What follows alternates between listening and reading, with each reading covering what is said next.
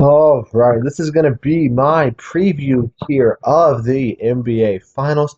So let's get started. All right, so obviously we got the Boston Celtics versus the Dallas Mavericks. The Mavericks, so far in this playoffs, have faced the Los Angeles Clippers. Won that in 6 games, I believe. Make sure. Yeah, they beat the Clippers in 6. They beat the Thunder in 6, and they beat the Timberwolves in 5. Now, for the Celtics so far this postseason, they've had a lesser battle to go through. They beat the Heat in 5, they beat the Cavs in 5, and the Pacers in 4. But the Mavericks against the Clippers in round one is certainly a better matchup than I think anything that the Celtics have gone through. And then obviously the Thunder and Timberwolves are both better than the Clippers. So I think the Mavericks have played 3 teams that are tougher than any team that the Celtics have played this series.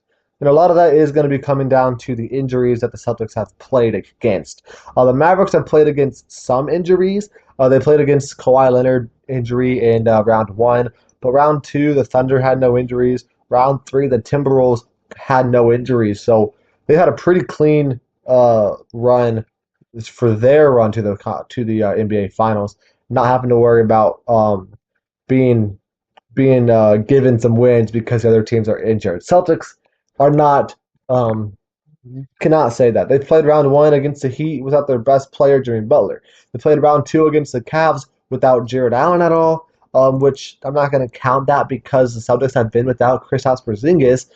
So it definitely kind of cancels that out a little bit. But the Cavs were also without Donovan Mitchell for, I believe, 2 of those games, or maybe 3 of those games even. So definitely helps Boston be able to get a couple more wins, but they don't got to worry about Donovan Mitchell be playing there. So especially when all those games are pretty close, and then their conference finals here against the Indiana Pacers. Tyrese Halliburton was only fully healthy for 1 game, and all of those games against the Indiana Pacers were pretty close. Game two or game three was a 3-point game. Game four was a 3-point game.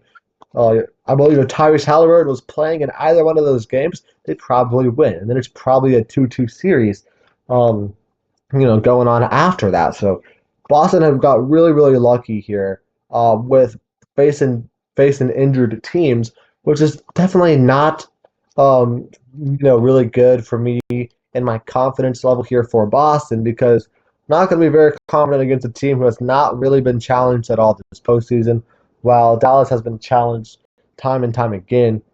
And they've stepped up to the occasion. Them beating the Timberwolves in 5 is a lot more impressive than the Celtics beating a banged-up Pacers team in 4, in my opinion.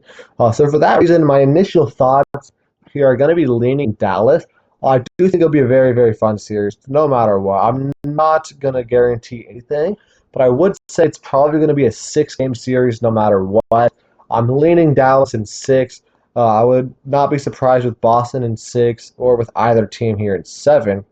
And there's not really any injuries to worry about. Kristaps Porzingis was injured for like the whole round 2 and round 3, but he's supposed to be playing here in game 1 of the NBA Finals, which I hope he is, because I don't want Boston to use the excuse anymore. Because I don't really like using the excuse of injuries, which I'm not really discounting Boston making it to the finals, because even with their injuries they've had to face against, I still think they probably would have made the finals. But I'm just saying there's definitely a thing to think about, but I don't want to use that as a reason why Boston was able to win the finals if they are able to win. And I don't want to use that as a reason why Mavs beat the Celtics is because, Kristaps Porzingis was hurt. Certainly a valuable excuse, but I just don't want to be able to. I don't want to play that game. So I hope Kristaps Porzingis is healthy, and then I hope that Dallas ends up winning. Honestly, I don't want Boston to win this series, but I'm not going to be too upset if they do. And I really, really do hope Kristaps Porzingis is able to play, so we can have a fully healthy teams here on both sides and have a fully fair matchup that way. But yeah, I think it'll be a very fun series. I'm going to talk about the revenge story here between Kyrie Irving and Boston. And there's also a revenge of Kristaps Porzingis in Dallas, but I don't really think anyone's caring about that.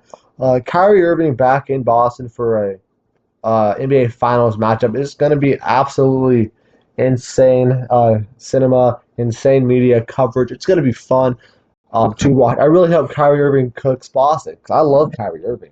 I love Luka Doncic. I don't really care. I don't like. I don't hate Boston. I don't. I just don't care for Boston really. I do like a lot of their play. I like Drew Holiday. I like Al Horford.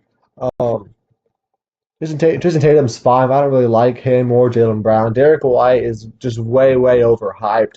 So I don't necessarily like him either, but I don't hate Boston, but I do really like Dallas and most of their players. I really hope Dallas wins this series, but it should be a very, very fun matchup. Um, Obviously, it's going to come down to the defense, I believe, in my opinion. Both teams have been amazing offensively this postseason. Defense has been a little bit worse for both teams, honestly, but I think defense is going to be the key here in this series. Honestly, on paper, Boston has way better defensive players. Their entire starting five is amazing defensively, but Dallas has been playing really, really good defensively in this series, this postseason so far as well. So I would not count them out there. And I think Dallas has more firepower on offense. Obviously, Boston has a lot of guys who would not be surprised if they go out and score, 20, 25 plus points a game.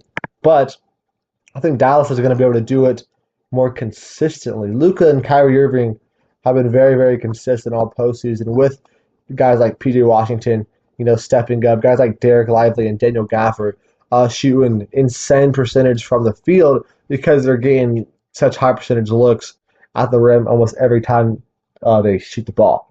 Now for the Celtics, you got guys like Jason Tatum, Jaylen Brown, obviously who are going to be getting you almost 30 a night as well. But they're not going to be doing it as efficiently as Kyrie and Luka Doncic have been. Guys like Kristaps Porzingis, Drew Holiday, Derek White are probably not going to be as efficient as some guys like P.J. Washington and Derek Jones Jr. And those guys have been this postseason as well. So definitely it's going to be a very fun matchup. I think it's also, along with the defensive side of the ball, I think it's going to lean a lot into the top tier talent here. Luka and Kyrie versus Jaylen Brown and Jason Tatum. I think Luka is better than Jason Tatum. I think Kyrie Irving is better than Jaylen Brown. So I think the Dallas Mavericks certainly have the better duo here, which obviously is not like the make or break deal to see who's going to win this series, but that definitely is going to help them a lot. Offensively, there's nothing Boston's going to be able to do to really slow down Luka or Kyrie Irving, which they don't necessarily have to. As long as they slow down everybody else, they'll be fine. But honestly, I think Dallas's offensive power between Luka and Kyrie is just going to be a little bit too much to overcome here for Boston. But I am going to take Dallas in 6, but would not be surprised if anything else happens really in this series, as long as it's not Boston in 5 or a sweep by either team. I'm not going to be all too surprised. I'm hoping for at least a 6-game series. A 7-game series would be absolutely great. But we can't get blessed all the time. But that would be amazing to see a Game 7 here, and have Kyrie Irving win that Game 7 in Boston for the NBA Finals. That's actually what I'm rooting for. But my prediction here is Dallas in 6. That's going to be it for the video. Thank you for watching. Make sure to check back later this week for an updated Game 1 recap. And make sure to check out my UFL videos as well.